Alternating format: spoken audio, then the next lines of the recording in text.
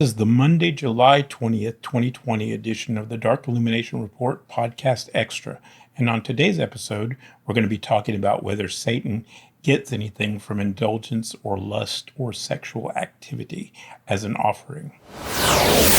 This is a Dark Illumination Report Extra with RJ Womack. Hey everybody, thanks for joining me for another episode. I'm glad you're here. Hope you're doing well. This is the Dark Illumination Report podcast, and I'm your host, RJ Womack, aka Brother Nero.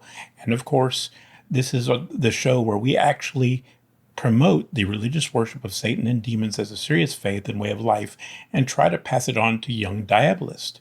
And we actually take the religious worship of Satan seriously. Imagine that.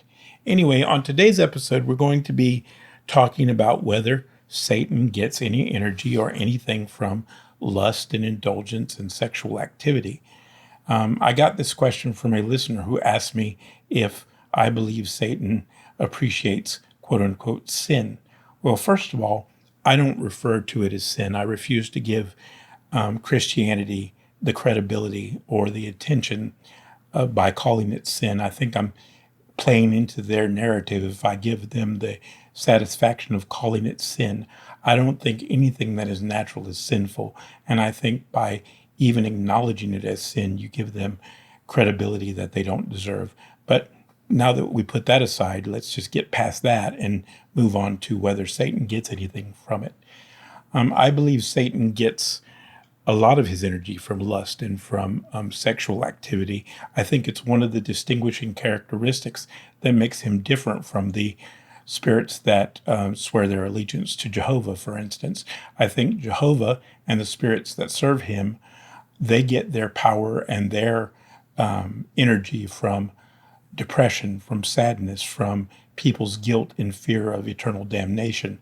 I think Satan gets his power and his energy from blood offerings and from sexual offerings and from just sheer euphoria and chaotic energy, wild energy. So I think that's one of the reasons why sexuality has always been a major part of Satanism, not only because people have a deep and longing desire to be free and to indulge in their more base animal instincts, and because the church repressed that desire in people and made people feel guilty about it, people naturally tried to look for outlets to express that energy. But I think it's an energy that Satan prefers for whatever reason, and that's why sexuality has always been a major part of Satanism. I don't bring it up much here because I think too many people obsess over it, and Satanism becomes about sexual indulgence instead of being about Satan. And I think if you talk about it too often, it becomes, the only thing that people are interested in, or some people are interested in. So I tend to try to limit how much I talk about sexuality here. It's not because I have a personal problem with it. It's just because I don't believe that many Satanists are mature enough to deal with it in a religious fashion. In fact, people often think because I don't talk about more about sin or because I don't talk about blasphemy that much, that I somehow have this idea that Satan is almost a Christ-like figure or a white light sort of figure, and that's not true at all. I still consider him the Lord of darkness, the Lord of indulgence, the Lord of misrule, the Lord of chaos, and the Lord of lust and passion and all that stuff. But I just don't talk about it because, like I said, I think there are some people that's all they really care about when it comes to Satanism. And if you talk about it too much and you focus on it too much, then the whole religion becomes about just an excuse for indulging in sexuality. And if you're truly a diabolist and you're truly a mature diabolist, you don't need to justify your desire for sexual gratification or any other gratification or indulgence by using Satanism or diabolism. You can just say what you want and get what you want without using it as a justification. But I will say that I do think a lot of diabolists are still holding on to a lot of Christian morality. I think that a lot of diabolists, if they're honest, do want to indulge and do want to engage in swinging and do want to engage in orgies and and sexual experimentation, but a lot of them still holding on to these Christian morals that they have from their childhood. And the way you can tell that, just to give you an example of what I mean, is even in Satanism, we'll have people attack young women who decide to be strippers or decide to be sex workers because they'll say, I can't believe you're such a slut. I mean, I've seen this. I've seen where female Satanists who raise money by being a stripper get attacked by other Satanists. And funny enough, I mean, the women attack the other women for being strippers and wanting to be, involved in sex work, but the men are some of the worst for attacking women. And it's funny because you see them on the internet and they're all drooling all over all the female Satanists, but the first time a woman wants to be a dominatrix or she wants to be involved in sex work in some way, she'll get attacked mostly by men. I mean, the women will attack her, but the men are just as bad. It's really kind of weird. And I start to wonder what kind of Satanist or what kind of diabolists these people are. I don't think many of them actually embrace the satanic philosophy or embrace the satanic lifestyle. I think they pay lip service to it, but I think secretly many of them are still Christian in their morality. And that's one of the things that takes an entire lifetime to get rid of, is that Christian programming. And some people never grow out of it. And I'll give you another example of proof of what I'm saying. A lot of people will tell you, oh, don't ever bring up, BDSM or dominatrixes, because then people will think you're some kind of perv or something. Or don't bring up the fact that, I have friends that are dominatrixes and they have live-in male slaves that live with them. And they said, oh, don't ever bring that up because then they'll think you're some kind of perv or whatever. And I'm like, what kind of Satanist are these? If I'm going to get criticized for actually indulging in a satanic lifestyle or an alternative lifestyle, these people aren't Satanist or diabolist in the first place. They don't understand anything about this religion if they think there's something odd about that. They don't understand that each and every Satanist is entitled to live whatever life they want to live. In Satanism, we don't have any rules about whether a relationship should be monogamous, whether you should have one wife or two wives or three wives or three boyfriends or one boyfriend or two boyfriends. It's up to the individual Satanist, and it's between them and Satan and the gods. It's not between them and me or them and you. It's between them and the gods. And the way we believe it is no government should tell you who you can marry or who your boyfriend or girlfriend should be, or how many boyfriends or girlfriends you should have, or how many husbands or wives you should have. That is between you and the gods, and that's it.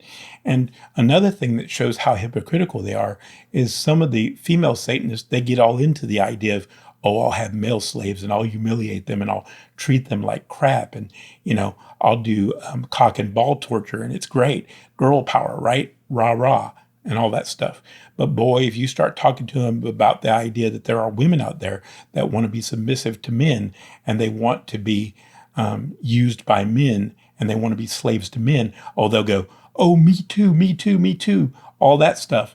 See, and they'll treat those women like there's something wrong with them. So if a man wants to be a slave to a woman, it's perfectly fine. Girl power, Lilith, feminism, all that stuff. But if a woman wants to be a slave to a man and wants to be a servant to a man, wants to rub his feet and wants to serve him in a sexual way and submit to him and let him be the boss of the household, oh my God, that's terrible.